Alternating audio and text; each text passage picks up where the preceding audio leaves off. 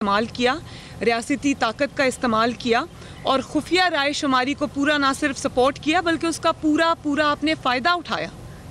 और आज जब आपको ये लगता है कि आप कमज़ोर हो गए हैं, आपकी हुकूमत जाती नज़र आ रही है, आपको अपने MPAs और MNAs पे एतमाद नहीं रहा, आप ये जानते हैं कि वो आपकी नाअहली और नालायकी की वजह से आपने मुल्क का जो हाल कर दिया, आपके MPAs और MNAs जो हैं वो हलकों में जाने के काबिल नहीं हैं और आपको उन पर एतबार नहीं रहा, तो आपको आज शो ऑफ हैंड्स याद आ गया और उसके ज़रिए एक आइनी तरमीम की उसके लिए ज़रूरत है। आइन ये कहता है कि जो सिंगल ट्रांसफरेबल वोट है वो उसके लिए अगर आप उसको बदलना चाहते हैं तो उसके लिए आइनी तरमीम की ज़रूरत है। उसको आप ऑर्डिनेंस के ज़रिए बुलडोज़ नहीं कर सकते, ये पार्लियामेंट का काम है। अगर कोई आइनी तरमीम भी करनी है तो ये पार्लियामेंट करेगी। जो सुप्रीम कोर्ट ऑफ पाकिस्तान है वो सिर्फ इसकी तशरीह कर सकते हैं, लेकिन वो नया कानून तो नहीं बना सकते, वो कानून में तरमीम भी नहीं कर सकते, वो पार्लियामेंट का काम है। तो अब क्या सुप्रीम कोर्ट के चीफ जस्टिस का काम भी आपने खुद ही संभाल लिया और आप इस किस्म के कंट्रोवर्सी को अपने ज़ाती मफाद के लिए आप उसमें सुप्रीम कोर्ट को इन्वॉल्व करना चाहते हैं और आप चाहते हैं कि आपके मनपसंद जो तरीक़ाकार है उसके ऊपर जो आपको जिस वक्त सूट करता है उसके ऊपर आप सुप्रीम कोर्ट की को इन्वॉल्व कर लें। ये तो आला अदलिया को कंट्रोवर्शियल बनाने वाली बात है और उसको जो है वो सियासत में घसीटने वाली बात है। कौम इस पे नज़रें लगा के बैठी हुई है। इसमें हम लीगल मेजर्स क्या लेंगे वो हम इंशाल्लाह PDM के प्लेटफॉर्म से इसके ऊपर हम डिसाइड करेंगे, लेकिन अपने ज़ाती मफाद के लिए आप आइन का हुलिया ना बिगाड़ सकते हैं, ना आपको हम इसकी इजाज़त देंगे, ना इसको पाकिस्तान के अवाम एक्सेप्ट करेंगे। और फिर मैं ECP से भी ये कहना चाहती हूँ कि ECP के जो चेयरमैन हैं वो एक आइनी इदारे के सरबराह हैं। उनकी अथॉरिटी को एक जाली वज़ीर आज़म का अंडरमाइन करना ये भी कोई अच्छी रिवायत नहीं है और कौम जो है वो ECP के ऊपर अब नज़र लगा के बैठी हुई है। अगर वो ये इसके जाली और गैर आइनी अहकामात को मानते हैं तो फिर कौम समझेगी कि वो बायस्ड हैं। मेरा ख़्याल है कि वो किसी गवर्नमेंट का किसी का ज़ाती इदारा नहीं है, वो कौम का इदारा है, आइनी इदारा है। उसको आइन के तहत चलना चाहिए और उसको आइन के तहत चलाना चाहिए।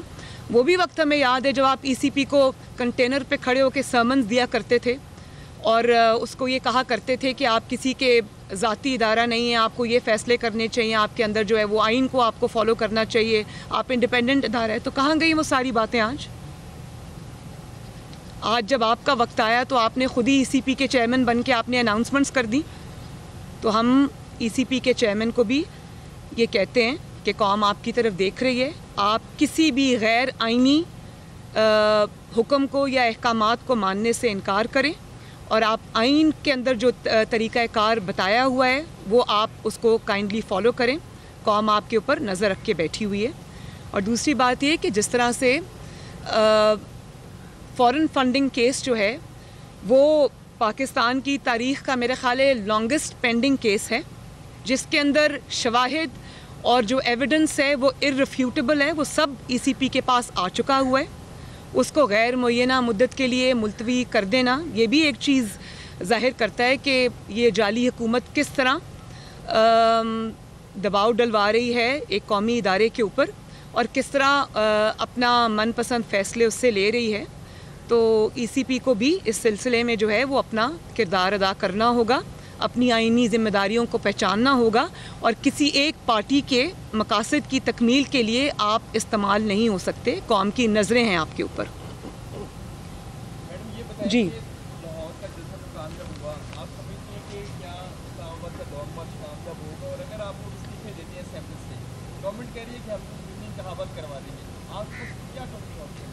देखिए, अगर ये तरीके मैंने सब देखे हुए हैं, पॉलिटिक्स के ख़ारज़ार में बहुत अरसा हो गया, ये सब तरीके मैं जानती हूँ।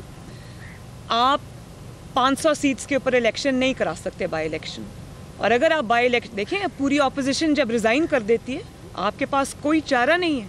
और ये आप जो कह रहे हैं हम इलेक्शन करा देंगे, तो ये कोई खाला जी का घर नहीं है। आप इलेक्शन अनाउंस करेंगे तो क्या हम चूड़ियाँ पहन के घरों में बैठे रहेंगे? 70% जो अगर आपने जाली वोट, चले 30% भी आपका अगर जाली वोट है, उसको मैं जाली कहूँगी, तो 70% वोट को रिप्रेजेंट करती है पीडीएम। तो वो क्या आप उनके बगैर इलेक्शंस करा लेंगे?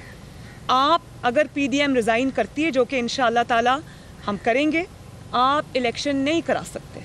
और अगर आप समझते हैं कि आपकी इन धमकियों को से कोई मरूब हो जाएगा, डर जाएगा, तो ये बिल्कुल उसी तरह की बात है कि जब आप पीडीएम का लाहौर का जलसा हो रहा था, आप अपने कुत्तों के साथ अपनी तस्वीर जारी कर रहे थे, तो वो आप कुत्तों को नहीं बहला रहे थे, आप अपना खौफ बहला रहे थे। जितने भी लोग थोड़ी बहुत भी नफ्सियात को समझते हैं, वो जो तस्वीर इशू हुई थी, उसके पीछे आपका खौफ झलक रहा था, आपकी नफ्सियात झलक रही थी। आपने जिस तरह बात की है कि हम इस्तीफा का ऑप्शन लेंगे, आपने जिस तरह कहा कि, और ये भी मैं आपको बता दूं कि कुत्तों से खेलना और बात है, कौमी इदारों से खेलना बहुत ख़तरनाक है, जिसके नताइज आपको भुगतना पड़ेंगे, जिसकी कीमत आपको अदा करनी पड़ेगी, और वो कीमत आपसे कौम लेगी। जी, आपने जिस तरह बात की कि हम अपना इस्तीफे तो हमने देने ही है, अगर ये ऑर्डिनेंस ले आते हैं फ़ौरन, तो क्या पीडीएम अपने फैसले के ऊपर कोई नजरसानी करते हुए, कौन सा ऑर्डिनेंस? अगर पहले सेनेट में एक तो फौरी तौर पर अगर कहते हैं कि इलेक्शन जल्द करा लेते हैं, सेनेट के इलेक्शन, और उसके साथ साथ नहीं, मैंने इसमें पहले ये बात कर दी है कि ये ऑर्डिनेंस के जरिए नहीं हो सकता।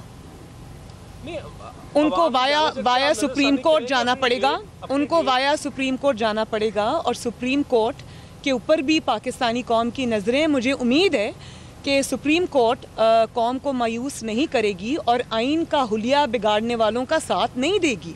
ऑर्डिनेंसेस के ज़रिए आप आइन को बुलडोज नहीं कर सकते।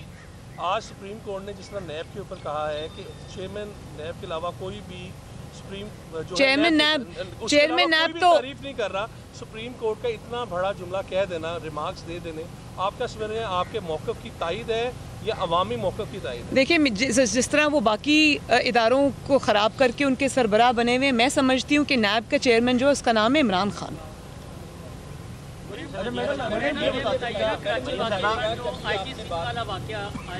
आर्मी चीफ और ISPR की जानिब से जो रिपोर्ट जारी की गई, उसके बाद एक तूफान भी उठा, मियां नवाज शरीफ ने आपने रिजेक्ट किया।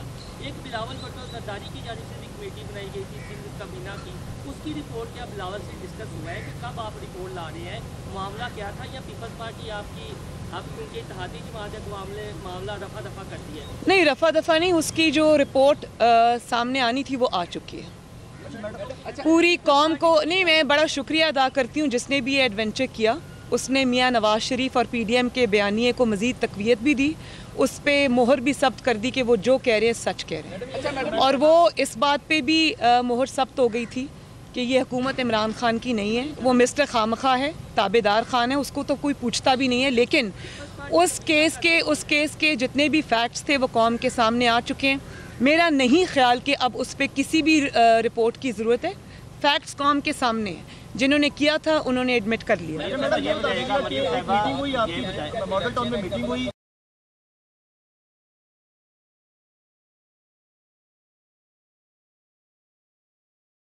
सराय आलमगीर और खारियां के वसीओ अरीज ग्रैंड सिटी में पाकिस्तान सेक्टर में 3 और 5 मरला के रिहायशी प्लॉट्स, ओवरसीज सेक्टर में 5 मरला से 1 केनाल तक के रिहायशी प्लॉट्स, महफूज तरीन रहन सहन लिबर्टी कमर्शियल में 6 मरला के कमर्शियल प्लॉट्स आने वाले वक्त की बेहतरीन इन्वेस्टमेंट साबित होगी। तो आइए इस बेहतरीन मौका से फायदा भी उठाएं। Grand city Khariyan. मजीद तफसीलात के लिए राब्ता करें। SBM private limited 0323 980 Tetra 9 0333 4618 740